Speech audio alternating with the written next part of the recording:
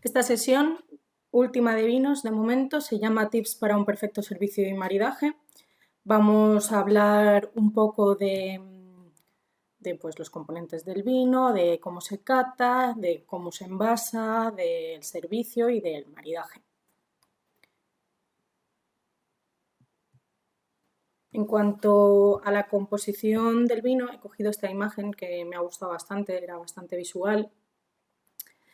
Lo que más tiene el vino es agua, ¿vale? Pero luego, aparte de ese agua y ese alcohol, tiene más cosas. Tiene ciertos ácidos, que es lo que le van a dar la acidez, como su propio nombre indica, y también el alcohol y el ácido van a hacer que sea un producto estable, un producto que aguante con el tiempo. Luego también, en cuanto a los tintos, sobre todo, tendremos los taninos, que son polifenoles, y bueno, tendremos algo de azúcar.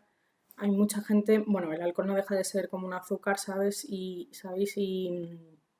bueno, hay gente que pregunta muchas veces, pero el vino engorda, pero engorda mucho, engorda poco. El otro día cuando estábamos en la oficina, o sea, hace tiempo ya lo estuvimos debatiendo, que sepáis que en todo el alcohol engorda, obviamente,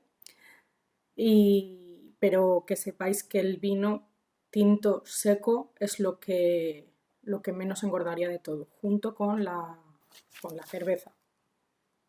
Pero bueno, aquí hemos venido a hablar de vino. En cuanto al sistema de cata, bueno, con la mayoría de vosotros ya he hecho catas, ya me habéis visto qué orden sigo, la técnica sistemática del wineset, donde se compone de 3 partes, de la fase visual, la fase olfativa y la fase gustativa. Dentro de cada una de ellas vamos a ver distintas características y descriptores del vino.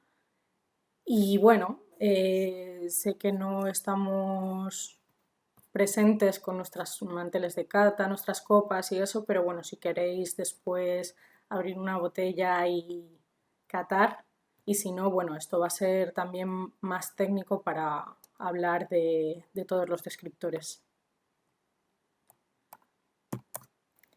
En cuanto a la fase visual, en la fase visual es recomendable tener buena luz, es recomendable tener una superficie blanca para ver el contraste, y lo primero que nos vamos a fijar es si el vino está claro o turbio. Por norma general, pocas veces encontraremos un vino en el mercado que esté turbio. Normalmente estarán claros y brillantes.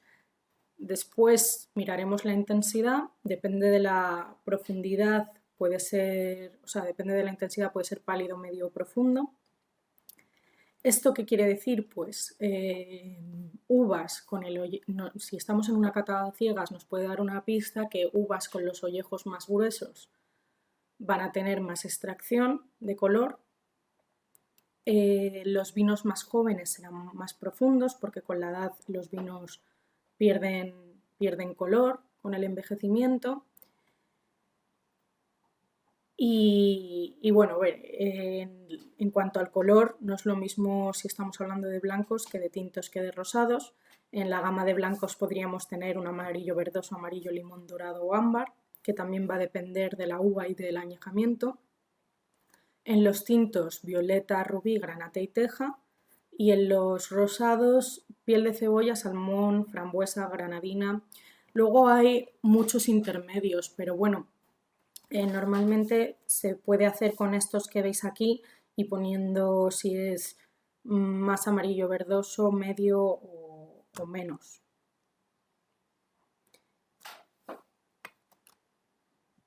Seguro que si comparáis nuestro rosado ya sabéis a qué color pertenece. Bueno, aquí me he puesto una foto, luego cuando os pase la presentación la quitaré, pero digo, ya que estoy cogiendo muchas imágenes de internet, vamos a coger un poco de las nuestras también, que muchas las habéis hecho vosotros.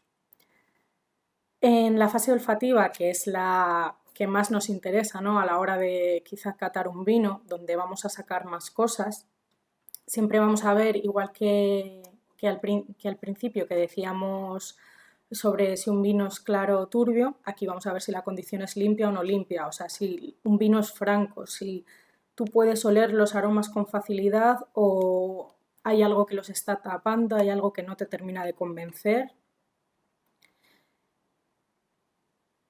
En cuanto a la intensidad a copa parada, si nos ponemos la copa a una distancia, vamos a poder ver qué intensidad tiene el vino. Una vez agitemos la copa y abramos el vino, van a comenzar a evaporarse más aromas y vamos a ser capaces de oler más cosas. En cuanto a los aromas, hay 3 tipos. Están los primarios o varietales, que son todas esas flores, frutas, hierbas, los balsámicos tipo eucalipto, tipo menta. Después estarían los secundarios o de fermentación, que son cuando el vino está en contacto con las lías, esa panadería que nos daban los espumosos. Cuando hace la maloláctica ya hemos visto que el ácido málico se convierte en láctico, el ácido láctico es el que tiene la leche, el yogur, y puede olernos así como más a esos productos lácteos, como también nata. Y después estarían los terciarios, que son de crianza, ya sea en barrica, ya sean ese roble, esa vainilla, ese coco, o la evolución en botella. La evolución en botella también nos va a dar una serie de aromas, como por ejemplo en los tintos un poco de piso forestal, de tierra mojada. En los blancos van a aparecer aromas más a orejones. Aquí os he puesto la rueda, que muchos la tendréis, la rueda de los aromas que hicimos, ¿vale? Donde podéis ver los aromas primarios, los aromas secundarios y los terciarios. Esta rueda es muy útil a la hora de irse preguntando, de hacerse un mapa en la cabeza e ir preguntándole al vino a qué huele, ¿sabes? No va a oler a las 20 características la primera vez que lo olemos, no, hay que analizarlo y hacer... Los humanos creo que podemos distinguir unos 10.000 aromas. Normalmente hay que buscarlos, hay que ver a qué te recuerda. Siempre ponemos el mismo ejemplo, ¿no? Por ejemplo, un olor a rosas te va a recordar muchas veces a talco o yo qué sé, alguna fruta, alguna colonia.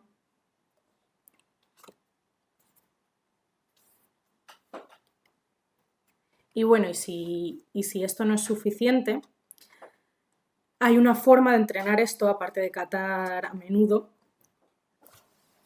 que es los aromas, los botecitos de aromas. Que bueno, algunos ya los habéis visto cuando he pasado por las regiones. Aquí tú abres y huele a un aroma, este por ejemplo es de melocotón. Y así puedes ver los aromas que tiene el vino por separado. Luego también esto lo sacamos basado de esta historia, que bueno, esto es Lennert Dubin, la nariz del vino, que es de donde vino la idea, que bueno, a ver si no se me cae todo, porque enseñaros esto así es un poco complicado. Pero bueno, aquí tenéis los 54 aromas que puede haber más, claro, que se pueden encontrar en el vino. Entonces tú coges un número, por ejemplo, yo qué sé, el 13. Bueno, no, el 13 no, que es muy fácil. El 23. Es que el 13 tiene un foco de color, por eso lo digo. Y entonces lo abres, lo hueles y entonces intentas identificarlo. No es tan fácil como parece. Y bueno, luego tiene unas tarjetas donde te viene qué olores son, en qué vinos suelen estar. Lo que pasa es que aquí aparecen más vinos franceses que otra cosa, pero bueno, para entrenar sirve bastante bien. Aunque, bueno, lo mejor es catar los vinos y, bueno, también es una forma divertida de aprender. Así que nada, ya cuando pase todo esto quedaremos, cataremos y jugaremos al jueguito. A la hora de catar un vino, no todo a veces es perfecto y huele todo súper bien. A veces hay defectos, como veis ahí en ese apartado, en la parte de arriba de la rueda. Hay ciertos aromas que no nos gustan, que se pueden dar en los vinos. El primero y más conocido es el TCA, que es el tricloroanisol. Esto es un compuesto que sale después de que los mohos degraden el corcho. Es algo que puede tener cualquier vino que tenga corcho, cualquiera. Da igual, siempre lo digo, da igual el precio, da igual cómo esté conservado, es algo que es inevitable cuando tienes un corcho. Es verdad que ciertos corchos de más calidad van a tener menos porcentaje de botellas que salgan con corcho, pero con TCA, perdón. Hay otro defecto también muy típico, que es cuando se oxida un vino, cuando lo dejamos abierto mucho tiempo, que es el picado, que es el ácido acético, que es cuando te huele o te sabe a vinagre. También eso hace que te suba la acidez volátil, que también suele oler a veces como a desinfectante. Hay otro defecto que es el bret. La Brettanomyces es un hongo que da unos aromas a cuero, a tierra, que si es muy poco pueden incluso hacer más complejo un vino, pero hay gente que le gusta así, pero si sube demasiado puede oler bastante fuerte y bastante mal. Después tenemos el sulfuroso más que también se puede oler, pero también si tú hueles un vino y acercas mucho la nariz, si tienes una sensación, si no es un vino espumoso que tenga burbuja y tienes una sensación como que te pica la nariz, esos que suelen ser vinos que tienen mucho sulfuroso. Si luego te duele la cabeza también eso tiene que ver. Y bueno, en cuanto a defectos del vino, luego hay bastantes más, pero es verdad que a día de hoy con los controles que pasan los vinos es difícil que encontremos más defectos que esos. También, bueno, hay otro defecto en los vinos que es el aroma de reducción. Esto pasa con los vinos que no han tenido ninguna parte de oxidación en el proceso de elaboración. Cuando los sirves y decimos que se tiene que abrir o que necesita a veces decantarse, es por eso, porque al entrar en contacto con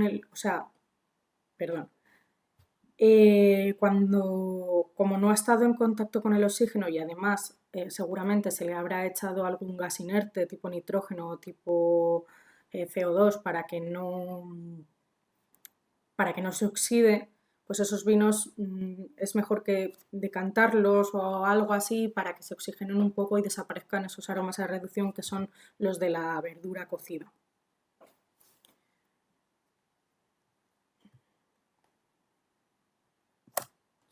Y bueno, la parte gustativa, que hablaba que la parte más interesante en cuanto a los descriptores suele ser la olfativa, pero bueno, la que más nos gusta será esta, ¿no?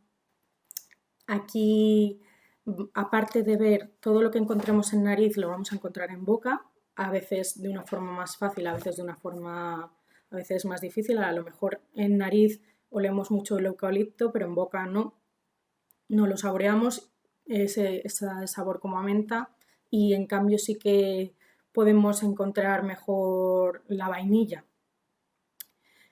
Hay varios factores a tener en cuenta cuando estás catando un vino. El primero es el dulzor, donde vamos a ver si un vino es seco, medio, dulce.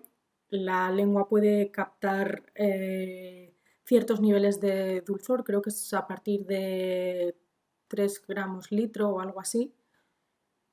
A lo mejor no, catándolo no eres capaz de decir exactamente si tiene 15 o si tiene 16, pero sí que puedes compararlo y ver si un vino es seco o no. Es verdad que hay veces que los vinos, por tener una acidez elevada, parece que no son dulces, o hay vinos que, como tienen una acidez más baja y tienen muchos aromas a fruta, parecen dulces. Hoy justo estaba hablando con una amiga de eso porque me dice, recomiéndame un tinto para comprar, y digo, hombre, pues compra Ramón Bilbao, ¿no? Y me dice, pues lo vi el otro día cuando fui y tal, y le digo, bueno, además tiene aromas así dulzón de la barrica de roble americano, y me dice, ya, pero a mí me gustan más secos, y digo, vale, sí, son dos cosas diferentes, una cosa es que sea seco o dulce y otra cosa es que tenga aromas a fruta o no, o aromas dulces. Nada, no sé por qué os estaba contando esto.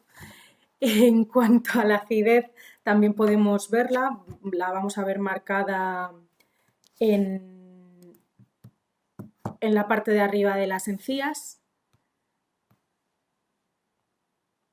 Y bueno, es verdad que siempre, cuanto más acidez tenga un vino, perdón, más vamos a salivar, ¿no? Entonces es bastante bueno hacer el truco de mirar hacia abajo para ver si salivas más o menos. En cuanto al cuerpo, bueno, el cuerpo yo lo comparo con que hay vinos que entran muy ligeros y otros que parece que se pueden masticar. Entonces ahí hablaríamos de poco, medio o mucho cuerpo. El tanino, pues el tanino es estos polifenoles que tienen un anillo aromático. Un anillo aromático es eso que os he puesto ahí, ese hexágono.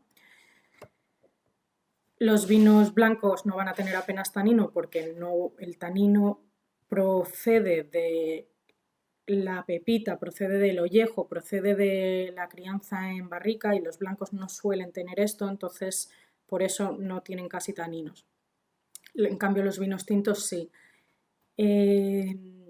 Los taninos van a hacer que un vino tenga más cuerpo, por norma general.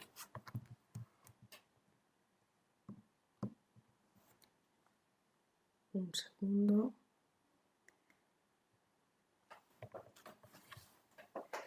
Bueno, en cuanto al alcohol, el alcohol, si es entre 10, 12 y medio de alcohol es bajo, si es entre 12 y medio, 13 y medio es medio, y si es 13 y medio hasta 15 sería alto. Luego ya nos pasaríamos a otro grado, que sería el de los generosos, que tienen siempre más de 15, ¿no? Suelen tener más de 15. Hay vinos que dan mucho alcohol porque... ¿Por qué? Pues por esto que explicábamos en las anteriores presentaciones. En un clima que haya sido muy cálido va a haber más azúcares en las uvas que se van a convertir en más, o sea, cuando fermente van a convertirse en más alcohol.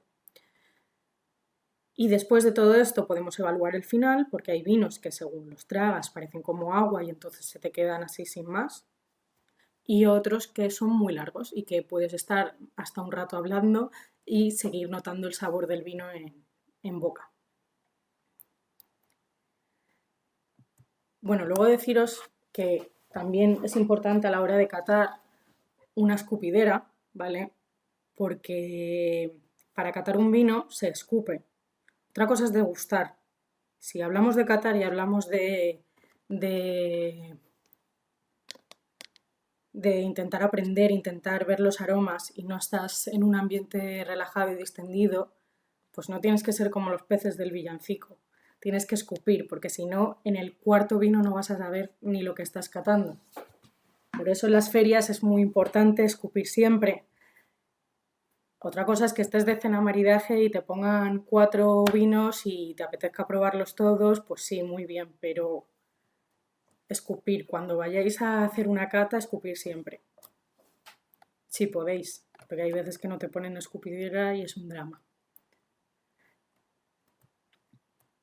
Y bueno, en cuanto a los tapones y a los envases, mucha gente siempre lo pregunta de qué es mejor, qué es peor. Así que os he puesto unas imágenes de los tipos más o menos de tapones que hay, de envases en un vino.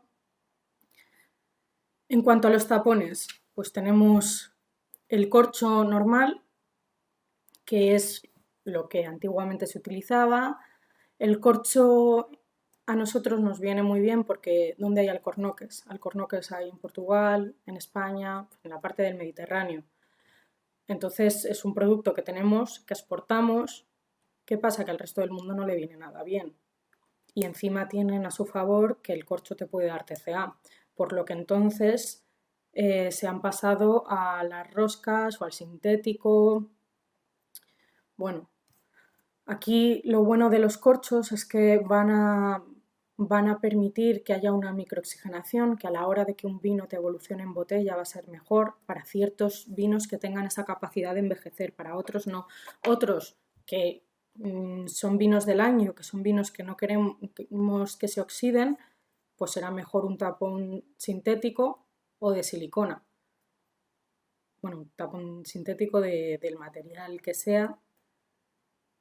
Y luego hay una cosa con los corchos, no tengo un corcho aquí, pero los he puesto, los microgranulados, los microaglomerados. Esos, por ejemplo, tienen las mismas características que un corcho normal, pero al tener un bañado con resinas y con ciertas sustancias, hacen que no tengan TCA.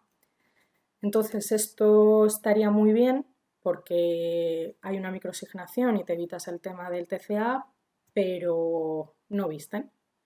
Es como si coges un vino, la gente es que además se queja y lo hemos visto en todas las catas y en las catas que ha estado dando Lorena y todo, hay gente que lo comenta de un vino con un tapón de plástico es que es un vino blanco, un vino malo, si no tiene corcho es que es vino malo, bueno, no tiene por qué, ¿vale? De hecho, para exportar a países del Nuevo Mundo te obligan a que tengan rosca en la mayoría de los sitios. Y luego tenemos el Vinolog o el tapón de cristal, que bueno, esto es una maravilla para luego guardar el vino y queda súper bonito. Y no guarda los vinos de una manera, o sea, los guarda bastante bien. En cuanto a los envases,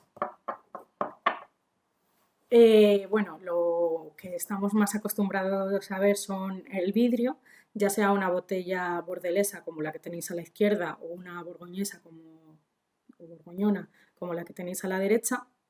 El vidrio es un material que es fácil de producir, es reciclable, enfría el vino de una forma adecuada, permite cierta evolución. Cuanto más oscura sea una botella mejor porque lo va a proteger de la luz. Estamos acostumbrados a ver los vinos blancos en botellas transparentes y los vinos tintos en botellas verde oscuro. Esto es un error. Para proteger el vino es mejor que vaya el vino blanco es mejor que vaya en una botella oscura también. Pero bueno, esto también son tendencias, esto es marketing y bueno, nosotros la mayoría de los blancos que tenemos están en oscuro, excepto la lomba y el rosado, el resto tienen cristales más oscuros, si no recuerdo mal. El verdejo no lo sé ahora. Y bueno, luego tendríamos la parte de los plásticos, la parte de una garrafa, que fatal porque ese plástico se descompone y no previene nada, o sea, no protege nada al vino. Pero en cuanto a los Tetrabric, por ejemplo, sí que es un buen envase para un vino. Cuando la gente dice no, es que un vino de brick es malo, no tiene por qué. O sea, el vino en estos envases se conservaría mejor incluso que en el vidrio. Pero claro, imaginaos que estáis en un restaurante, pedís un vino y os traen un Tetrabric. La cara que os queda es de infarto. Ahora se está poniendo muy de moda también el vino en latas para consumir como las latas de cerveza. No sé, hombre, sinceramente yo que no bebo mucha cerveza, hay veces que estás por ahí que te apetece tomarte algo y mis amigos, por ejemplo, se llevan las cervezas en la neverita a la playa y el vino que tienes que estar ahí con la botella, el sacacorchos, no sé qué, pues hombre, no está mal pensado. Y luego está el bag-in-box, que también conserva el vino bastante bien. Son esas bolsas que tienen un tapón, una válvula para servirlas, que suelen estar dentro de una caja de cartón. Y bueno, es otra forma de proteger el vino que tampoco está nada mal porque es como aluminio lo que lo recubre, ¿no? Pero bueno, esto nada, solo cosas para que sepáis, no os pongáis ahora, cuando ahora el chat de no, porque eso es un crimen. Bueno, hay que abrir la mente a todo. Y bueno, esto me lo preguntabais ayer también y lo preguntáis mucho. Os he puesto una imagen que he encontrado que más o menos representaba los días. Mira, como veis, en bag-in-box se conservan mejor. Yo no estoy de acuerdo con todo lo que pone ahí porque tengo un Sauvignon Blanc en la nevera del nuestro, del de Rueda, que lo abrí, es que ni me acuerdo, o sea, en enero, finales de enero.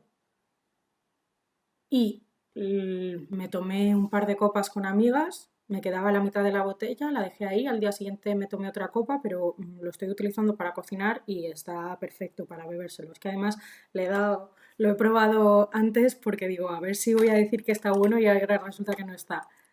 Y bueno, creo que los vinos aguantan más de lo que pone ahí. Igual que el espumoso. El espumoso a mí me ha aguantado 5 días en nevera, que sí que el quinto día puede perder un poco más la burbuja, pero está bien.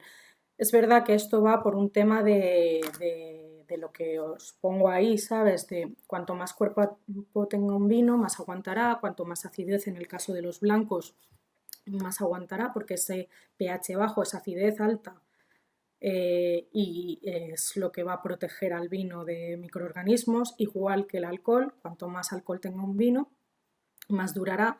Por eso los destilados te pueden durar años y los jereces, las manzanillas también.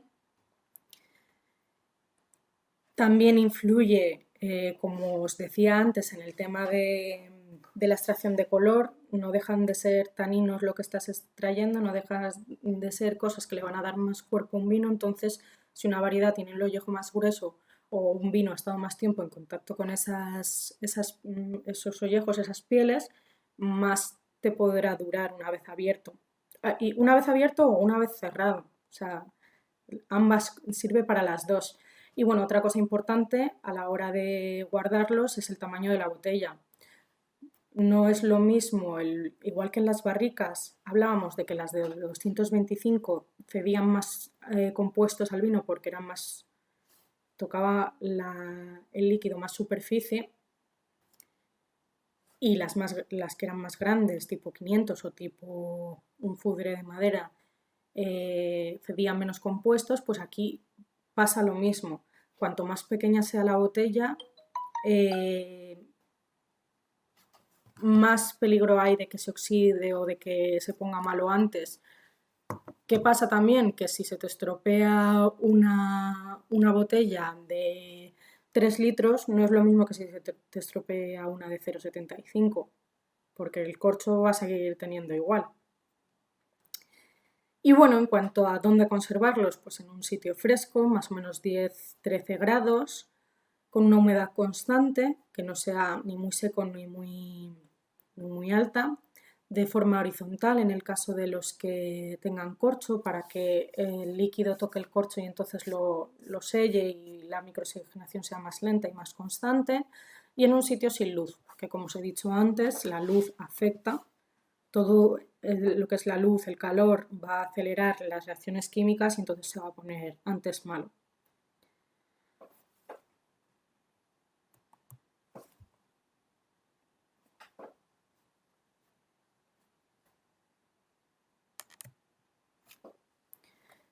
Y bueno, aquí os he puesto lo de las temperaturas, que también a la hora... bueno, aquí hablamos ya del servicio. En cuanto a las temperaturas, Lo mismo, esto es una imagen que me ha parecido correcta, que más o menos pone a qué temperatura se bebe cada vino. Luego cada persona es un mundo, cada persona lo bebe como quiere. Hay veces que no tienes una nevera para enfriar el vino y te toca tomártelo como está, o hay veces que se sirve muy frío y bueno, ¿qué pasa? Que es mucho más fácil servir un vino frío y que luego se te caliente un poco, incluso poniendo las manos en la copa o lo dejas un rato, que al revés, que si un vino está caliente y lo tienes que enfriar, pues ya espera, si te lo sirven ya no puedes, no vas a meter la copa en la nevera. Bueno, depende de dónde estés, ¿no? Si estás en tu casa lo puedes hacer, pero si estás en un restaurante, pues no sería lo suyo. A la hora de... Hay gente, lo del vino con el hielo, que esto se hace mucho en algunos sitios, o lo veíamos ayer en el Pommery Surais este. Bueno, yo no suelo tomar vino con hielo. Es verdad que hay veces que estás en verano en un sitio muy cálido y no te aguanta una copa de vino fría ni 3 segundos.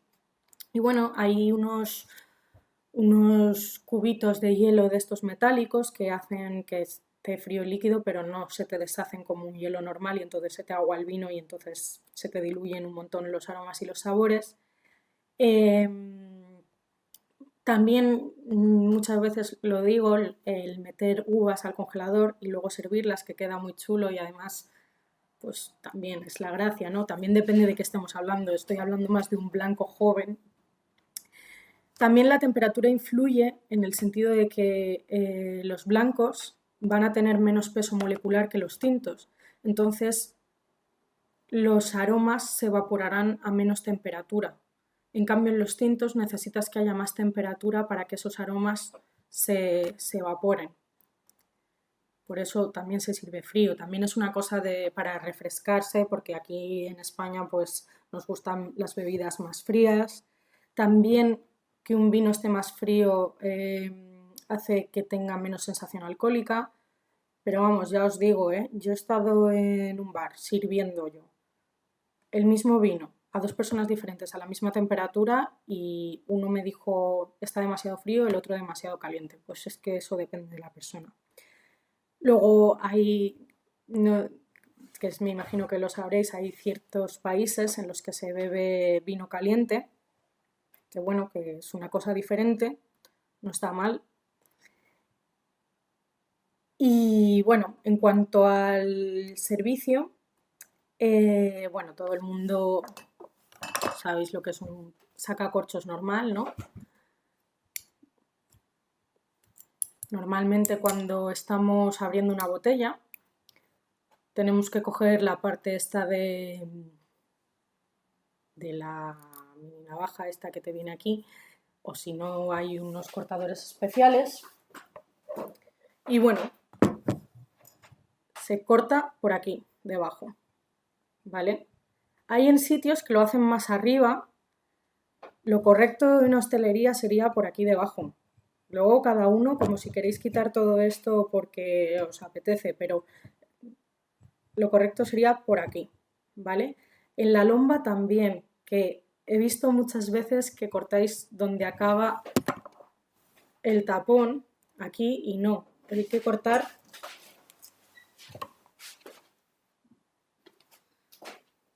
tengo muchas botellas, unas vacías, otras llenas. Hay que cortar por aquí, ¿vale? No por aquí, en principio, ¿vale? En cuanto a servir el vino, a decantarlo o no decantarlo, bueno, normalmente se dice que cuanto mayor más viejo es un vino, más necesidad de decantarlo.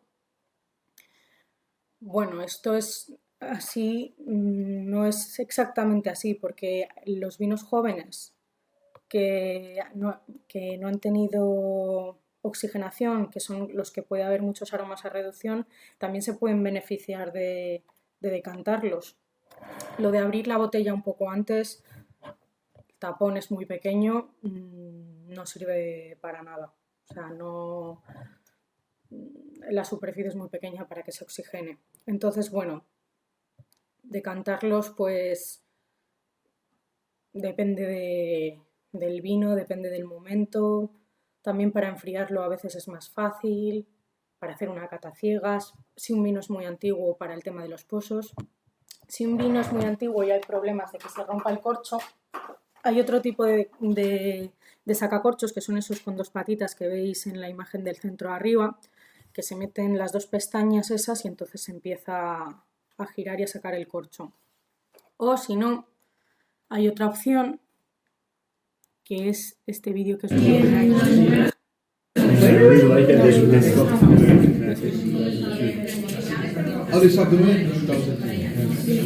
Ah, no, sí que sí. No sé si se me oye. ¿Veis? Hay un quemador. Este es Rodolfo. Hay un quemador donde está calentando esa tenaza y la pone alrededor del cuello de la botella para derretirlo. Uy, como salgo de... Y luego... ¿Has visto? Voy a ponerlo otra vez. Que es muy... Y así sale perfectamente, sin corcho. Hay que tener cuidado, no quemarse, no cortarse. Bueno, es bastante interesante.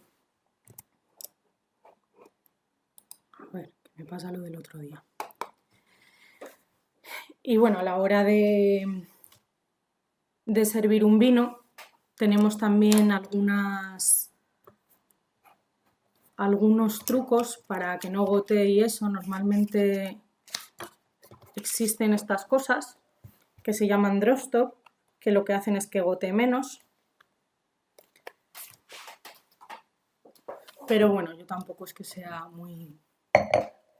Y luego el vino hay que cogerlo así normalmente, porque si lo coges así o así... Esto una vez me contó una historia mi padre, que era porque antiguamente estaba mal visto servir así porque podías ponerte veneno y envenenar la copa de alguien. Pero no sé hasta qué punto es verdad. Pero bueno, entonces bueno, serviríamos así. Sudando estaba, digo, se me va a caer todo. Y luego es importante el tipo de copa también. El tipo de copa, os he puesto un esquema ahí. Luego esto lo mismo. Hay gente que prefiere ciertas copas, hay gente que prefiere otras. Los blancos, como la evaporación de los aromas es mayor, normalmente utilizamos copas más pequeñas. ¿Para qué? Para que no se calienten y para reducir ese espacio, para concentrar los aromas. Los tintos, en cambio, que a veces necesitan más oxigenación, pues cogeríamos copas más grandes. Esta, por ejemplo, sería más de blanco o de tinto joven.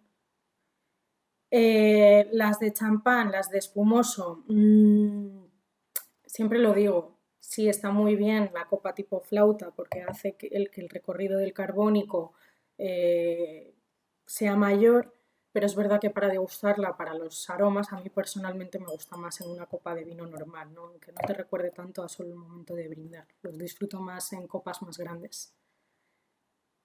Los generosos, por ejemplo, que tienen tanto alcohol, las copas suelen ser más pequeñitas porque no es lo mismo tomarte esto de un vino de 14 grados que de 20. Y bueno, la copa se coge así, ¿vale? No se coge así. Es que he visto un montón de fotos, incluso en nuestra web y en el Instagram, de gente cogiendo la copa así. Y es que pierde todo el glamour. Aquí dejas todos los dedazos, calientas el vino. Mejor así. A la hora de la limpieza de las copas, normalmente con agua caliente y con ciertos detergentes que no sean muy abrasivos. Luego se abrillante con un paño blanco, que iba a hacerlo pero no tengo ninguno, así que os lo tenéis que creer. Y bueno, luego si hablamos de antes de la cata, de ver el ribete, de ver el color, de agitar la copa, de oler, de catar, cataremos luego. Y bueno, los maridajes. Los maridajes, el maridaje es totalmente subjetivo. Hay ciertas combinaciones que quedan mejor por ciertos compuestos. Hay alimentos que son más fáciles de maridar y alimentos que no. Os he puesto una imagen de algunos. Quería haberlo hecho con los nuestros, así como con imágenes, pero bueno, sí, luego cuando revise la presentación. El maridaje no es otra cosa que la búsqueda de la armonía perfecta entre el vino y la comida.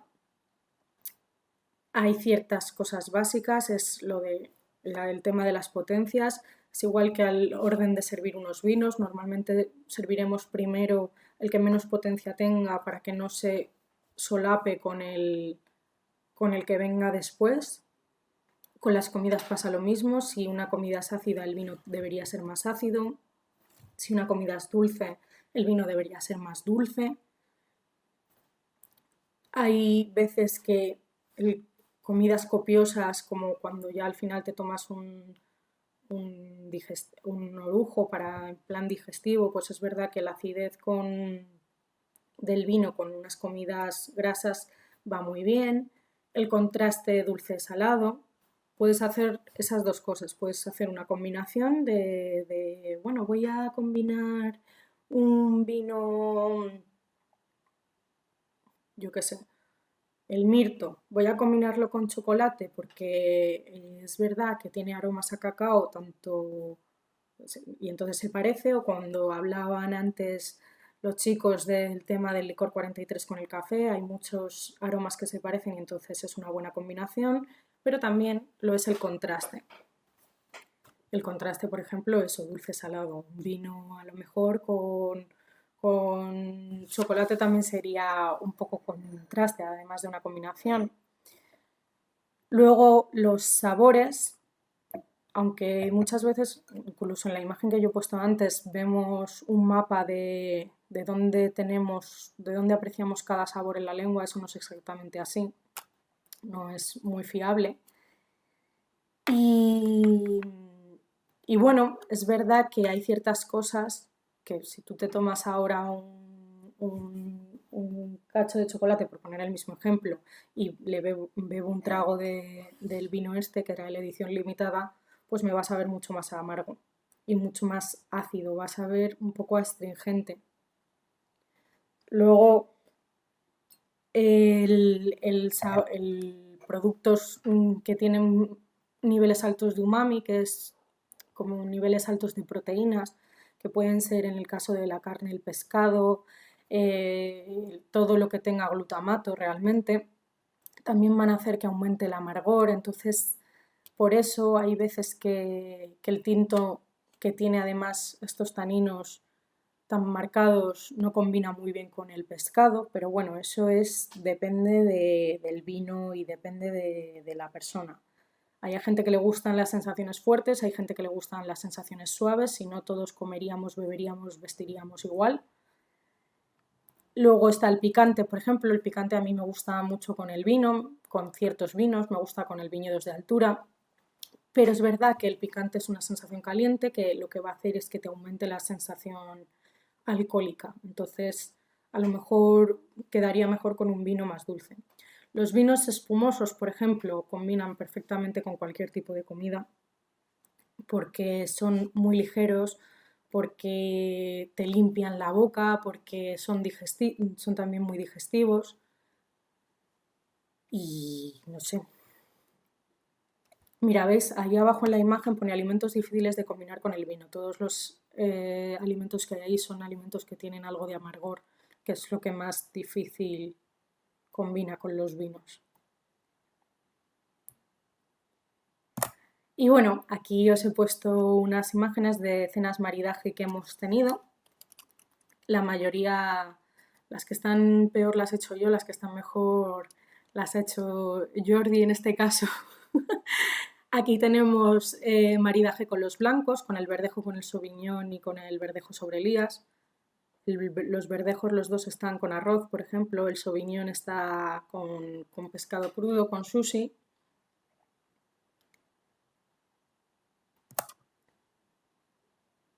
Aquí, por ejemplo, tenemos rosado y tenemos la lomba. La lomba, por ejemplo, queda muy bien con pescado. En el medio tenéis un tartar de atún con aguacate.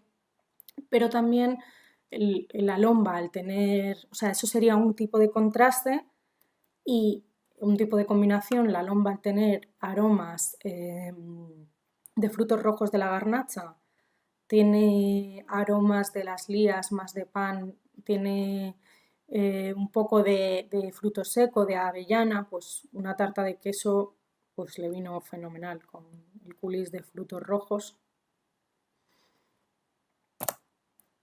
Bueno, tenemos el mar de Frades, que el mar de Frades, hay otra cosa que no he dicho, es que muchas veces los maridajes tienen éxito por ser productos de cercanía y es verdad que esto funciona en el caso de Mar de Frades a la perfección.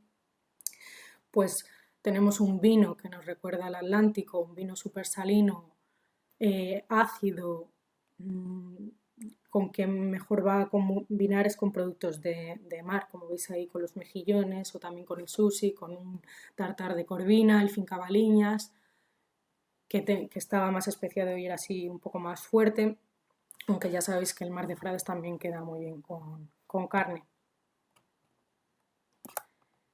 Aquí tenemos unos ejemplos de Ramón Bilbao, tanto de los crianza como los reserva. Es verdad que los reservas tienen carnes más potentes, más grasas. Aquí vemos el mirto con secreto ibérico. En el caso del Ramón Bilbao, en Ramón Bilbao edición limitada está con un tartar de atún con crema de queso, súper bonito presentado. Y bueno, no nos íbamos a dejar atrás a Cruz de Alba, que también marida fenomenal, tanto con platos de cuchara de toda la vida, con carnes, con cosas más de diseño, como eso que nos pusieron, esa mariposa, ¿no? Y bueno, ya para finalizar, ahora debatiremos un poco lo del tema de maridajes, si queréis. Y para finalizar, deciros que ya imagino que habéis recibido todos el correo, pero bueno, un año más, seguimos en una de las mejores bodegas o sea, de las 50 marcas más admiradas del mundo y hemos pasado a la posición 17, los primeros de Rioja, si no recuerdo mal. Y bueno, nada, que esto ha sido gracias a todos y que nos merecemos un aplauso, ¿no?